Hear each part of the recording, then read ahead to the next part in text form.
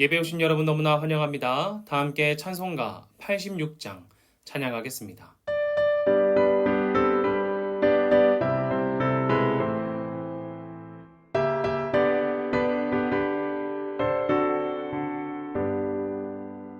내가 늘 의지하는 예수 나의 상처 입은 심령을 불쌍하게 여기사 위로하여 주시니 기쁘신 나의 좋은 친구 내가 의지하는 내 의지하수 나의 사모하는 친구 나의 기도들을 응답하여 주시니 기쁘신 나의 좋은 친구 주의 손 의지하고 살 때 나를 해할 자가 없도다.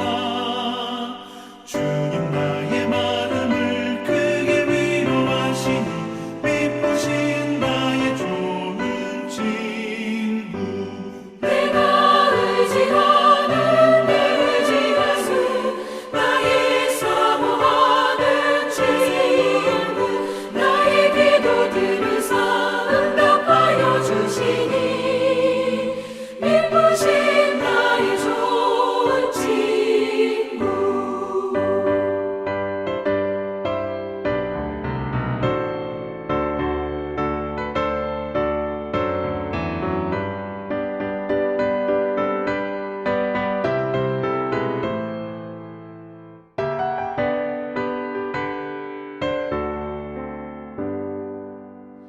내가 요단강 건너가며 마음이 두려워서 떨 때도 주가 인도하시니 어찌 두려워하랴 기쁘신 나의 좋은 친구 내가 의지하는 내 의지하수 나의 사모하는 친구 나의 기도들을 응답하여 주시니 기쁘신 나의 좋은 친구 이곳 천국에 올라가서 모든 성도들과 다 함께 우리들을 구하신 주를 찬양하리라 기쁘신 나의 좋은 친구 내가 의지하는 내 의지하수 나의 사모하는 친구 나의 기도들을 응답하여 주시니 기쁘신 나의 좋은 친구 교독문 73번 함께 교독하겠습니다. 보라, 내가 새 하늘과 새 땅을 창조하나니 너희는 내가 창조한 것으로 말미암아 보라, 내가 예루살렘을 즐거운 성으로 창조하며 그 백성을 기쁨으로 삼고 우는 소리와 부르짖는 소리가 그 가운데서 다시는 들리지 아니할 것이며 사자와 소처럼 짚을 먹을 것이며 뱀은 흙을 양식으로 삼을 것이니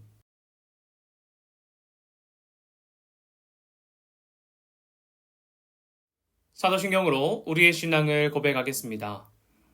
나는 전능하신 아버지 하나님, 천지의 창조주를 믿습니다. 나는 그의 유일하신 아들, 우리 주 예수 그리스도를 믿습니다.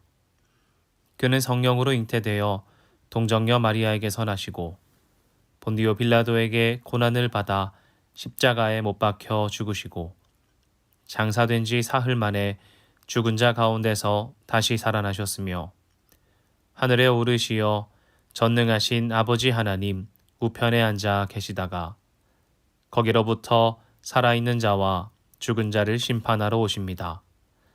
나는 성령을 믿으며 거룩한 공교회와 성도의 교제와 죄를 용서받는 것과 몸의 부활과 영생을 믿습니다. 아멘. 다 함께 찬송가 93장 찬양하겠습니다.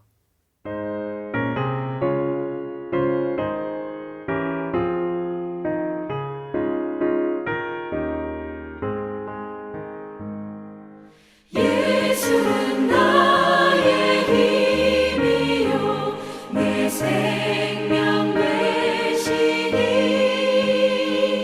구주 예수 떠나 살면 죄 중에 빠지니 눈물이 앞을 가리고 내 맘에 근심 쌓일 때 위로하고 힘 주시니 주 예수 예수는 나의 힘이요 내 친구 되시니 그 은혜를 간구하면 풍성히 받으리 햇빛과 비를 주시니 추수할 곡식 많도다 귀한 열매 주시느니 주 예수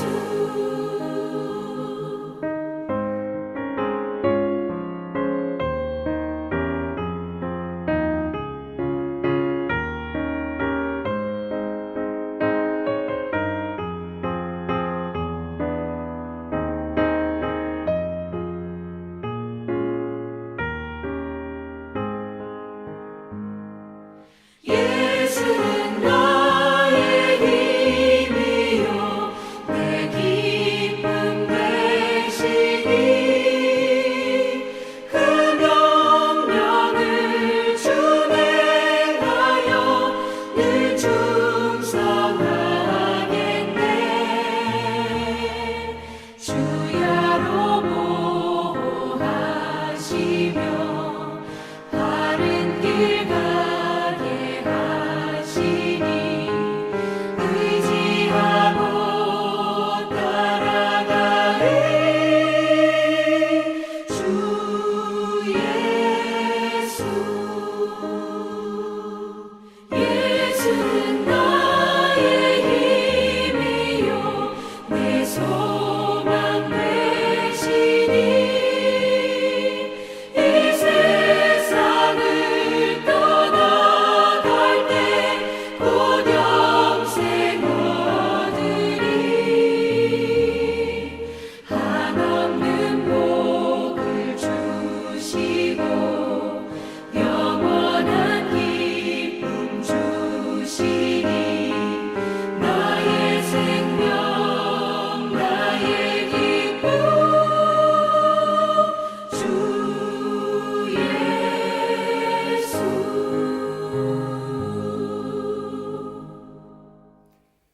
기도하겠습니다. 하나님 이 시간 예배 가운데 나온 첸나이 한인 장로교회 믿음의 식구들의 삶 가운데 주님의 은혜를 더하여 주시옵소서. 각자의 무거운 마음과 각자의 죄악과 각자의 짐들을 들고 주님 앞에 나왔습니다. 하나님 우리가 우리를 짓누르는 것들을 주님 앞에 내려놓고 오직 주님만 바라보고자 할 때 주님의 보혈로 우리를 깨끗게 씻어주시고 정결하게 하여 주셔서 세상의 무거운 짐들을 가지고 왔지만 돌아갈 때에는 하나님의 자유를 누리고 돌아갈 수 있도록 우리 한 사람 한 사람 붙잡아 주시옵소서. 간절히 소망하기로는 아픔 당한 가정과 위로받을 가정이 있다면 하나님 그 가정 가운데 필히 임하여 주셔서 하나님의 은혜를 더하여 주시고 하나님께서 주시는 기쁨으로 삶의 기쁨을 회복할 수 있도록 하나님 주님께서 이끌어 주시옵소서.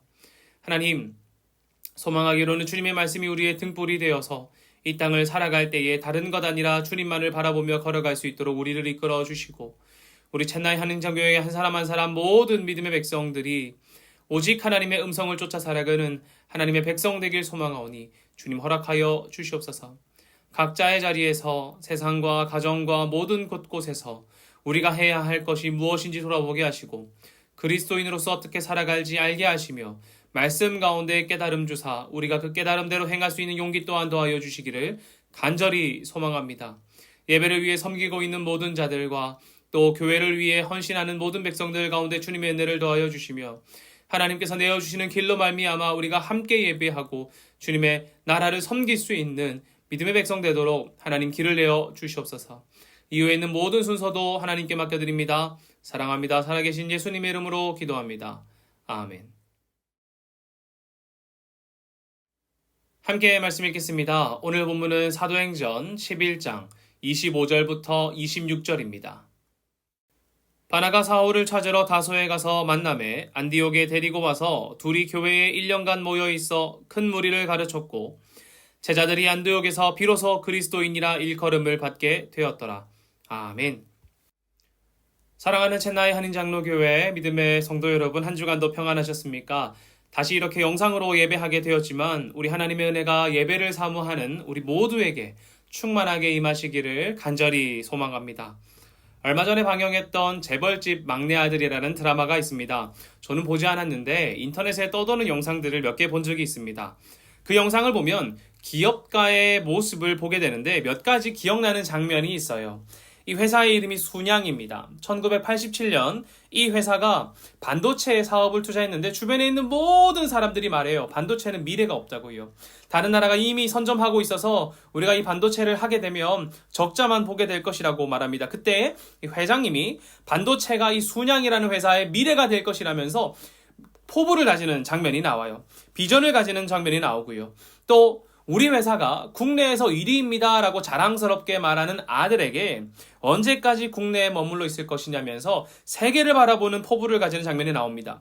저는 기업가도 아니고 회사에 다니고 있는 사람도 아니지만 괜히 뜨거움이 생기더라고요. 저런 미래를 향해 달려가는 열정, 정말 끊임없이 새로운 것을 찾고 발굴하려고 하고 투자하고 뭔가를 이루어내는 열정이 멋있어 보였습니다. 이번에 언카피어블이라는 책을 잠시 보았는데 이 책을 쓴 짐 맥켈비는 세계 최고의 핀테크 기업 스퀘어의 창업자라고 합니다. 스퀘어는 스마트폰 이어폰 단자에 신용카드 리더기를 장착할 수 있도록 만든 회사입니다. 우리나라와 다르게 미국에서는 신용카드와 계약하기 위해서는 그 계약을 위한 등록비도 내야 되고 수수료도 지급을 해야 되나 봐요. 또 카드마다 어떤 기기가 필요한가 봅니다. 그러나 개인 사업자나 영세 사업자는 그러한 등록비와 수수료를 모두 감당하는 게 쉽지 않겠지요. 또 어떤 가게에서는 특정한 카드만 사용되어지니 내가 다른 회사의 카드를 갖고 있으면 사용이 안 되었나 봅니다.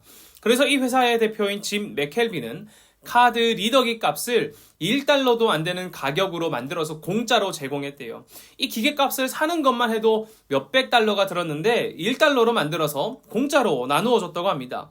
또 대형 카드사 모두와 제휴하여서 어느 카드든 이 스퀘어를 가진 기계와 결제할 수 있도록, 이 스퀘어를 가진 기계로 결제할 수 있도록, 핸드폰에 꽂아서 결제할 수 있도록 만들었단 말이죠.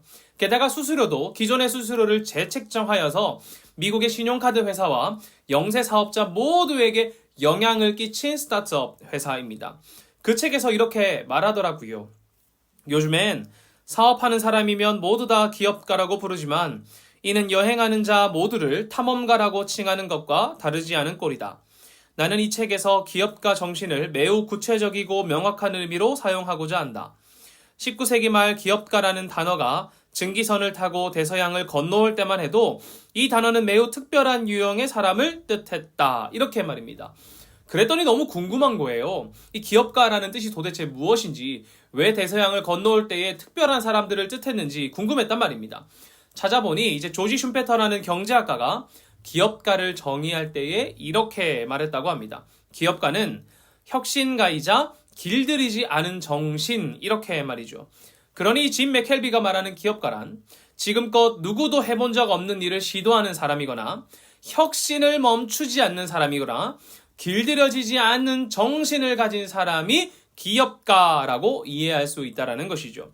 그렇게 이 책을 읽으면서 제가 흔히 생각했던 기업가라는 사람들의 이미지가 점차 바뀌어 나가는 거예요. 사실 인도에 도착하고 몇몇 기업들을 방문하면서 제가 생각했던 짧고 작았던 생각의 기업과는 조금 달랐습니다. 여러분의 섬김과 헌신으로 인해 많은 사람들이 생계를 유지하는 것을 눈으로 보게 되고 여러분의 일들이 하나하나 모여 거대한 흐름을 만들어낸다는 것을 보면서 와, 정말 신기하구나, 이 일이. 그리고 쉽지 않고 대단한 일이라는 것을 깨달았습니다. 모두가 창업을 하고 새로운 일을 하는 것은 아니지만 한국이라는 안전한 땅을 떠나서 이곳에 정착한 것만으로도 어떻게 보면 기업가 정신에 맞는 사람들이 아닌가 싶어요. 삶의 혁신을 멈추지 않는 사람, 길들여지지 않은 정신을 가진 사람 말입니다. 기업가에 대해 그리고 기업가 정신에 대해서 글을 읽다 보니 제 마음에 이런 생각도 드는 겁니다. 무엇이냐면 이것이었어요. 나라는 그리스도인은 그리스도인의 정신에 맞게 살고 있는가? 그렇다면 그리스도인의 정신은 과연 무엇일까라는 생각을 가지게 되었습니다. 이렇게 꼬리에 꼬리를 무는 생각을 하면서 말씀을 찾아보았는데 오늘 본문을 보면 이렇게 말하죠. 26절 후반절입니다. 제자들이 안디옥에서 비로소 그리스도인이라 일컬음을 받게 되었더라. 아멘. 여러분, 과연 그들이 어떻게 살았길래, 어떤 삶을 살고 어떻게 행동했길래 그리스도인이라 불리어졌냐는 말입니다. 지금까지 예수를 따르는 사람들을 그리스도인이라고 말하지는 않았습니다. 그런데 왜 지금 이 사람들, 안디옥에서 이 모임을 가졌던 이 사람들이 그리스도인이라고 불리어졌냐는 게 너무 궁금한 거예요. 여러분 한번 상상해 보십시오. 여러분 예수쟁이라고 불려보신 적 있으십니까? 예수쟁이가 그렇게 좋은 어감은 아니지요. 한 사람이 예수쟁이라 불리어진다는 것이 놀림받는 것일 수도 있습니다. 그러나 생각해보면 누군가가 예수쟁이라고 불리어진다라고 하는 것은 그의 삶이 얼마나 예수 그리스도께 초점이 맞추어져 있고 또 주위에서 보기에도 그 사람이 예수 그리스도께 얼마나 집중하고 있는 것이 확연하게 드러날 때에 불려지는 말일 것이란 말이죠. 그저 교회 다닌다고 해서 예수쟁이라고 불려지지는 않는다는 것이란 말입니다. 오히려 예수 그리스도와 너무나 친밀할 때, 다른 무엇보다 가까울 때에, 그리고 그것을 사람들이 보게 되었을 때에 예수쟁이라고 불려지는 것 같습니다. 여러분이 그리스도인이라는 단어는 이제 크리스티아노스인데 당시의 분위기에서 상당히 독특한 분위기의 단어라는 것을 알 수 있어요. 왜냐하면 당시 사람들은 자신을 지칭할 때에 지역적인 명으로 지칭한단 말이죠. 지금 우리도 마찬가지잖아요. 우리가 서로를 지칭할 때에, 특징 지을 때에 지역을 넣지 않습니까? 우리가 인도에 사니까 매번 물어봅니다. 어디 뭐 택시를 타거나 가게에 가면 물어봐요. 어디서 왔냐고요? 재팬, 차이나, 코리아 이렇게 물어봅니다. 지역적인 명으로 알고 싶어 해요. 인도에 있으니 한국 사람이라 말하고 한국에 있어도 어디 사람이냐고 물어보죠. 당시 외부에 있는 사람은 이제 이방 사람들을 헬라인이라고 또 불렀고 또 이스라엘에 사는 사람들을 유대인이라고 이렇게 표현했는데 안디옥에 있는 이 다양한 사람들, 다양한 헬라인과 유대인이 같이 되어 있는 이 사람들이 서로를 출신 지역으로 특정 짓지 않았다는 거예요. 안디옥에 있으면서도 너는 유대인, 너는 헬라인 이렇게 구분 지어 놓는 것이 아니라 함께 있는 이 사람들이 지역으로 특정되지 않고 그리스도인이라 불림받게 되었다는 것입니다. 여러분, 저 사람들이 어떤 사람들입니까? 헬라인입니까? 유대인입니까? 아니라는 거예요. 이들은 그리스도인이라는 것입니다. 여러분, 이 말은 지역과 관계돼서 말해지는 것이 아니라 친밀함과 관계되어져 말해지는 것입니다. 지역이 아니라 누구와 친밀한가? 이걸로 특정 지어지는 것이란 말이죠. 여러분, 누구와 친밀함입니까? 바로 예수 그리스도와의 친밀함으로 특정 지어진 사람들, 그들이 바로 그리스도인입니다. 요세푸스에서도 이 유대 고대사에도 그리스도인이라는 말이 등장하는데 이렇게 말해요. 그의 이름으로부터 이름 붙여진 그리스도인 집단은 이 세대에 사라지지 않았다, 이렇게 말합니다. 어떻게 말합니까? 그리스도인이라는 사람들의 이름이 예수 그리스도와 관계되어 있음을 정확하게 찝어낸단 말이죠. 이 크리스티아노스라는 말의 전미어 이아노스는 이제 추종자라는 것을 뜻합니다. 그러니 그리스도인들이 어떤 사람들이라는 거래요? 그리스도의 추종자, 이렇게 볼 수 있겠죠. 그리스도의 사람, 그리스도의 추종자들이 그리스도인이란 말입니다. 여러분, 그리스도인이십니까? 여러분, 특징 지을 때 무엇으로 특징 짓냔 말입니다. 부산 사람, 서울 사람 이렇게요? 아니요. 우리는 그리스도인으로 특정 지어진단 말이죠. 우리는 그리스도를 따라 살아가고 있습니다. 이 그리스도인이라는 말이 공동체 내부에서 서로를 불려진 것이 아니라 외부에서부터 불려졌다는 것은 아주 의미가 있어요. 여러분은 어떻게 불려지고 계십니까? 다른 사람들이 보기에도 이들이 누구를 따르는 무리처럼 보였다는 것입니까? 그리스도를 따르는 사람들의 무리처럼 보였다라는 것이죠. 처음에 이 단어는 분명 그리스도인들을 경멸하기 위한 단어로 사용되어졌다고 합니다. 마치 예수쟁이 비슷한 느낌 아닐까요? 저 예수쟁이, 그리스도인 이렇게 말입니다. 그러나 저는 이렇게 생각해요. 조롱이라 할지라도 나의 모습이 그리스도를 따르고 있다는 것이 드러난다면, 따르고 있는 모습으로 보여진다면 그것으로 얼마나 멋진가 이렇게 말입니다. 여러분, 먼저 기업에 대해 나누었죠. 혁신적인 일을 하고 새로운 일을 개척하는 사람들이 기업가라고 했습니다. 그런데 어떤 일을 시작할 때에 주변 사람들이 분명 말할 거예요. 그 일은 안 된다. 미래가 없다. 이렇게 말입니다. 1987년 반도체 사업을 접어야 되나 말아야 할 때 사람들이 다 말했단 말이에요. 안 된다 그거. 미래가 안 되고 적자밖에 안 난다. 다른 나라가 너무 강해서 우리 결국 실패할 거다 말했지만 어떻게 한다는 거예요? 혁신을 멈추지 않고 그것을 선택하는 사람이 기업가라는 것이죠. 이 일을 위해서 전 재산을 투자할 수도 있고 사람들은 부정할 수도 있고 조롱할 수도 있겠죠. 저 바보 같은 사람 미래를 보지 못하고 결국에는 자신의 전 재산을 투자하는구나 조롱할 수도 있습니다. 그러나 그 일을 하고 있는 나는 어떤가요? 나는 여전히 혁신적이고 나는 여전히 꺾이지 않는 정신으로 살아가고 있다고 말할 수 있겠지요. 여러분, 저는 그리스도인이라는 말을 듣는 나는 어떻게 해야 하는가, 어때야 하는가라고 말했을 때 생각했습니다. 그리스도인이라 조롱받는다면 나는 그리스도인답게 살고 있는 것 아닌가라고 말이죠. 오히려 아무런 소리가 들리지 않을 때가 더욱 문제라는 생각을 했어요. 여러분 생각해 보십시오. 여러분 그리스도인이십니다. 나는 그리스도인이라고 생각하고요. 그런데 나는 그리스도인답지 않아서 세상으로부터 조롱조차 받지 않는다면 우리 스스로를 돌아보아야 하지 않을까요?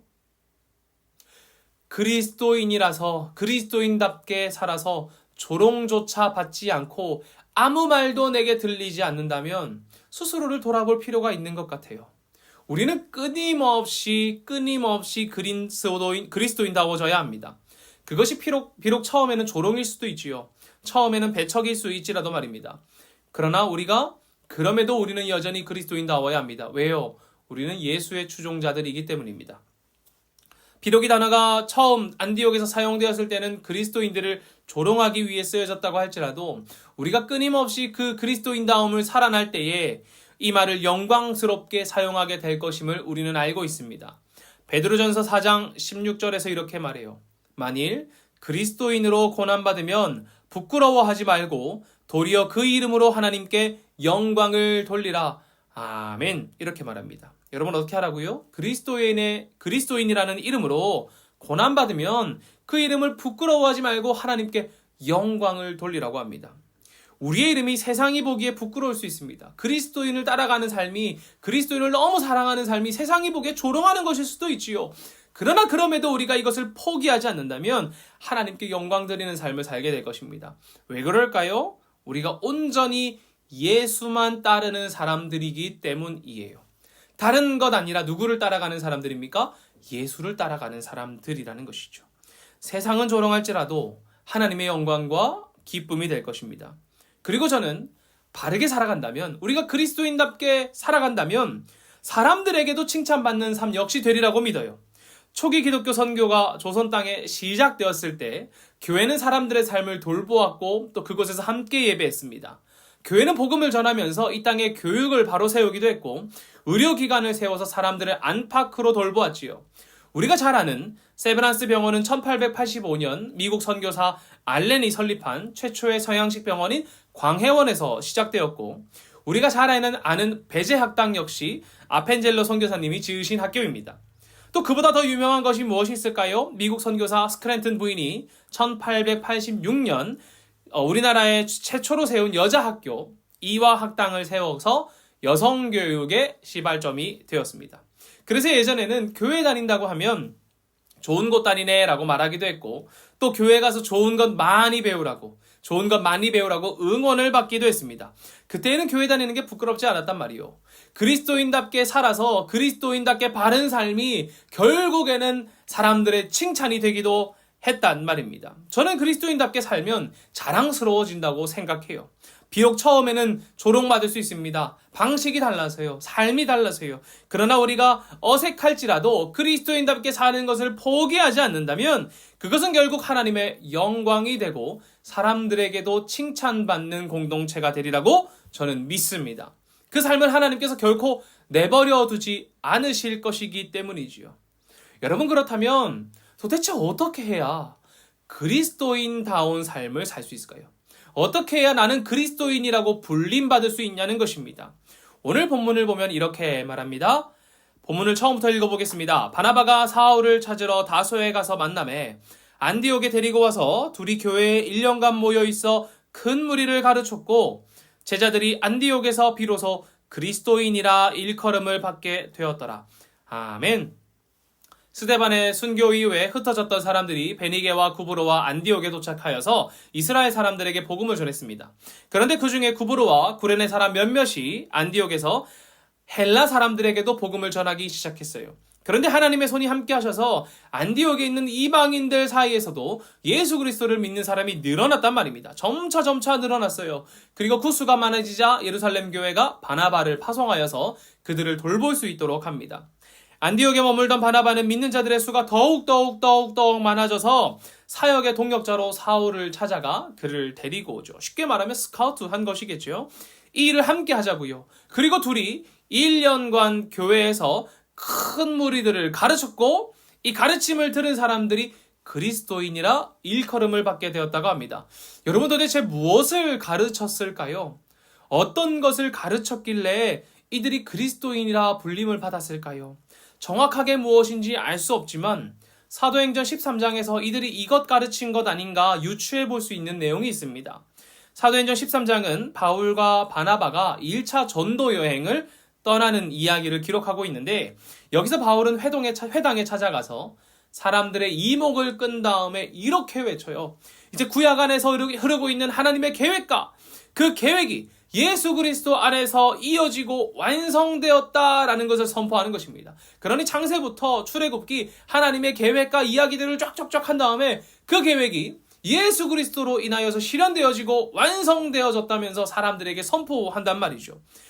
역사 가운데서 우리가 알고 있던 하나님의 계획과 그 뜻이 그리스도께 와서 완성되고 이제 우리에게는 뭐가 필요하다는 거예요? 새로운 시작과 결단이 필요하다는 것을 선포하는 것입니다. 저는 이 말씀을 읽으면서 어떻게 받아들여졌냐면 이렇게 생각되었어요. 지금과 같은 방식으로 살지 않고 예수 그리스도로 사는 방식의 삶을 채택하라. 이렇게 말입니다. 유대인들은 하나님을 믿으면서 율법을 지키며 자신의 신앙을 다해왔습니다. 그렇지 않습니까? 열심히 율법 지켰단 말이에요. 그러나 예수 그리스도께서 율법을 완성하심으로 그들에게는 새로운 태도로 삶을 살아야 하는 결단의 순간이 온 것이에요. 바울은 외치는 거예요. 지금과 같은 방식으로 살아서는 안 된다고요. 예수 그리스도로 인한 새로운 삶의 방식을 살아야 한다고요. 그것을 이제 우리가 선포하고 있다 이렇게 말하는 겁니다. 여러분, 안디옥에 있는 사람들이 1년간 가르침을 받았다고 합니다. 어떤 가르침을 받았을까요? 저는 이렇게 생각해요. 이전과 같은 삶을 살지 않는 것을 배웠다고 생각합니다. 세상 사람과 같다면 우리는 번역할 수 없다. 사람들과 똑같다면 우리는 변혁할 수 없다. 이전과 같다면 우리는 변혁될 수 없다. 이렇게 말입니다. 안디옥에 살던 사람들이 그리스도인을 조롱했다고 해요. 그리스도인 이렇게 조롱했답니다. 왜 조롱했을까요? 저는 생각해요. 이들이 자신들과 동일한 삶을 살지 않고 다른 삶의 방식을 채택하고 그 방식대로 열심히 삶을 살았기 때문에 조롱받았다고 생각합니다. 그저 예수님 믿는다고 조롱받았을까요? 아니요. 그게 아니라는 거예요. 이들이 우리와는 다른 삶의 방식을 채택했는데 그 방식이 너무 보잘것없이 보이는 걸 수도 있지 않습니까? 찾아보니까 로마는 힘, 세력, 강함을 뜻한다고 합니다. 우리가 잘 알듯이 그래서 로마의 방식은 팍스 로마나죠. 이 무엇입니까? 팍스 로마나는 로마의 평화입니다. 이 로마가 주는 평화가 있는데 이 로마의 방식 아래로 들어오면 평화를 얻지만 거부하는 자들에게는 가차없는 힘과 강함과 세력을 보여줘서 무너뜨려 버리는 거예요. 그렇게 로마의 평화가 찾아오는 것입니다. 여러분 BC 1세기경에 카이사르와 옥타비아누스 시대를 거치면서 지중해 연안과 중근 동지방의 이 로마가 큰 제국으로 성장하였습니다. 특히 이제 해상과 육로를 통해 들어오는 이 물품들을 통해서 당시 로마가 얼마나 거대하고 힘 있는 세력인지를 알 수 있어요. 스페인에서는 은과 철이 들어오고요. 멀리 중국에서는 실크가 들어왔다고 합니다. 인도에서는 보석과 향료가 들어오고요. 아프리카에서는 계피가 해상을 통해서 유입되었다고 해요. 또 육상으로는 아라비아 지역 등지에서 각종 보석과 화려한 옷감과 가축들이 반입되었다고 합니다.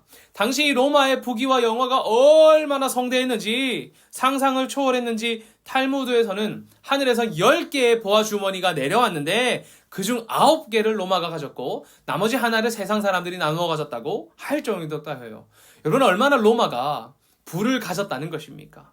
여러분 이런 부를 이루기 위해서 이런 로마의 평화와 부를 이루기 위해서 로마가 얼마나 많은 피를 흘렸을까요?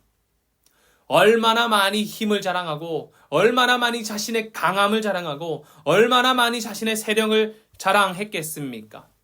여러분 그런 세상에서 그리스도인들이 조롱받았다고 합니다. 왜 그럴까요? 이들이 당시 로마의 문화대로 살지 않았기 때문이죠. 힘을 자랑하고 세력을 자랑하고 강함을 자랑하는 문화가 아니라 겸손함과 온유함으로 오로지 그리스도만 자랑했기 때문입니다. 이들은 그리스도께서 화평을 이루신 것처럼 사람들 사이에 화평을 이루려고 노력하는 거예요. 힘으로 세력으로 하는 것이 아니라 화평을 이루려고 노력하고 주께서 우리의 삶을 변혁하신 것처럼 예수를 따르는 무리는 자신의 삶을 변혁하기 위해 노력했단 말입니다. 어떤 방식으로요? 로마의 방식이 아니라 그리스도의 방식으로 말이죠. 그래서 이들이 그리스도인이라고 조롱받은 것입니다.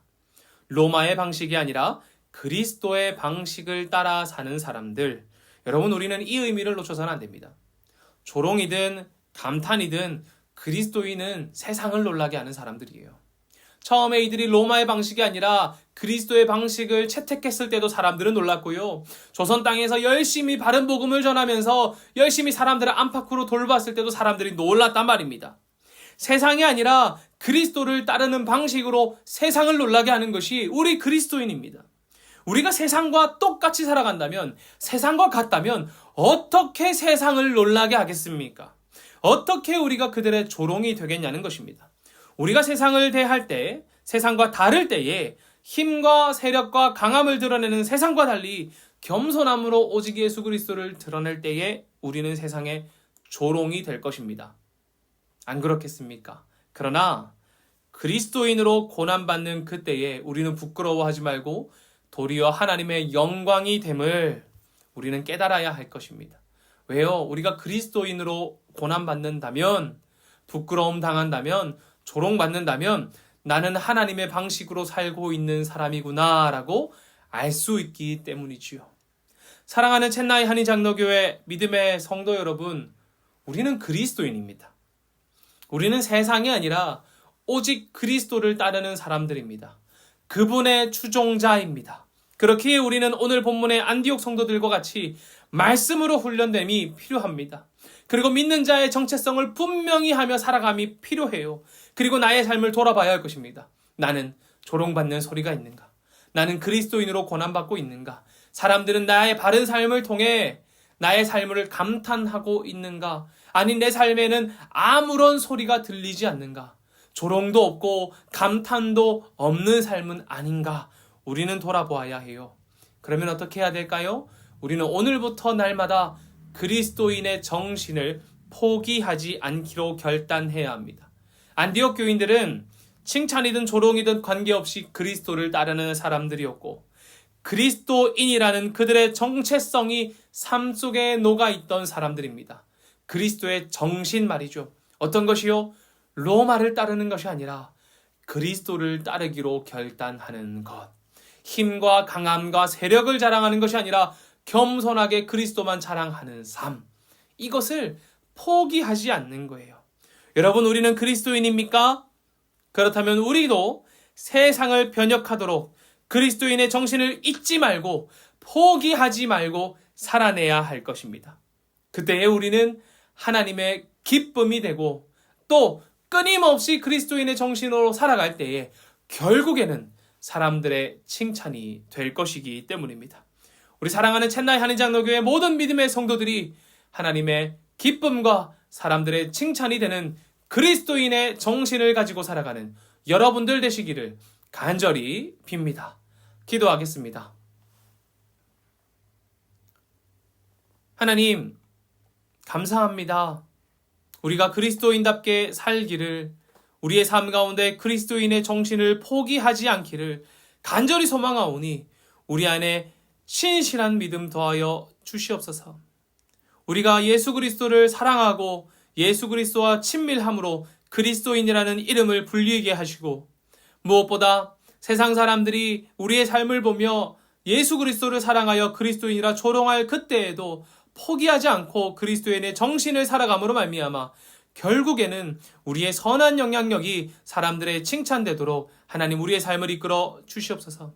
그리스도인으로 고난받을 때에 부끄러워하지 않고 도리어 하나님께 영광이 되는 삶 살게 하여 주시고, 칭찬받을 때에나 조롱받을 때에나 어느 때에든지 그리스도인의 정신을 가지고 살아가는 우리 되도록 하나님 이끌어 주시옵소서. 혹여나 우리 가운데 아무 소리 들리지 않는다면 나의 삶을 돌아보아 그리스도인의 정체성을 세우는 자 되게 하여 주시고, 무엇보다 우리의 삶 가운데 하나하나 그리스도인답게 살아가는 일을 실천할 수 있도록 하나님 우리 가운데 용기와 발걸음을 더하여 주시옵소서. 사랑합니다. 살아계신 예수님의 이름으로 기도합니다. 아멘.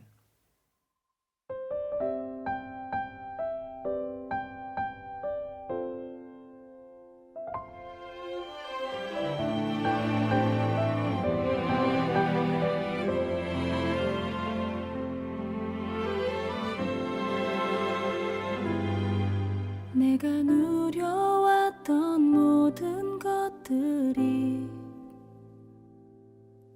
내가 지나왔던 모든 시간이, 내가 걸어왔던 모든 순간이 당연한 것 아니라 은혜였어. 아침 해가 뜨고 저녁에 노을, 봄의 꽃향기와 가을의 열매, 변하는 계절의 모든 순간이 당연한 것 아니라 은혜였어. 모든 것이 은혜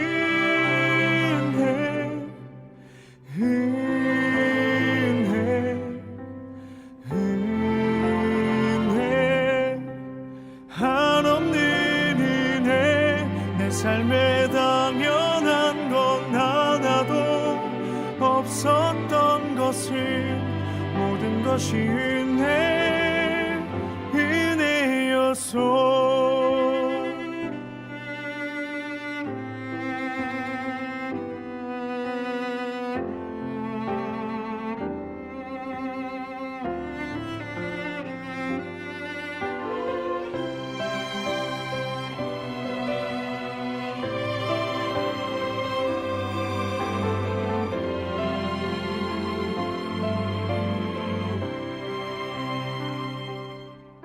내가 이 땅에 태어나 사는 것,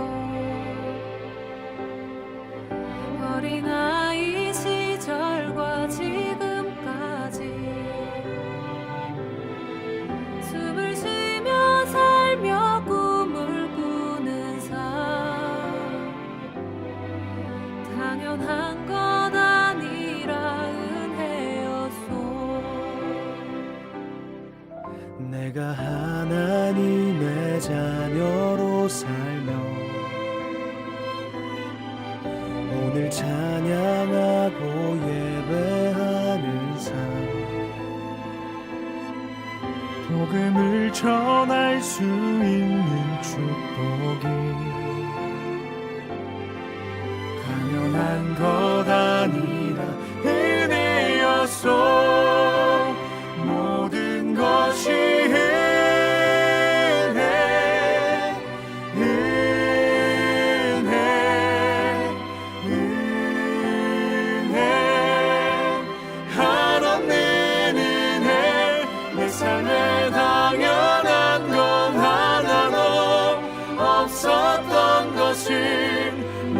것이 은혜여서 모든 것이 은혜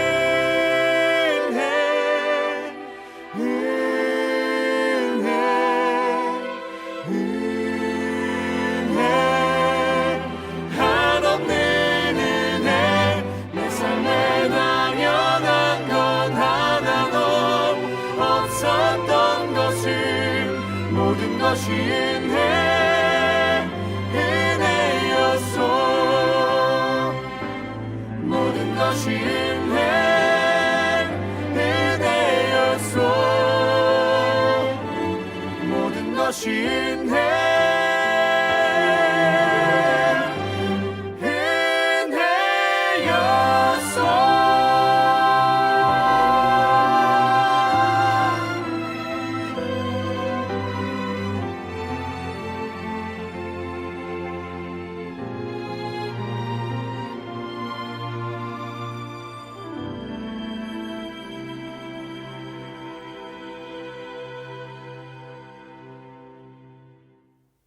봉헌기도 하겠습니다. 하나님 주님 주신 것의 일부를 떼어 하나님께 돌려드립니다.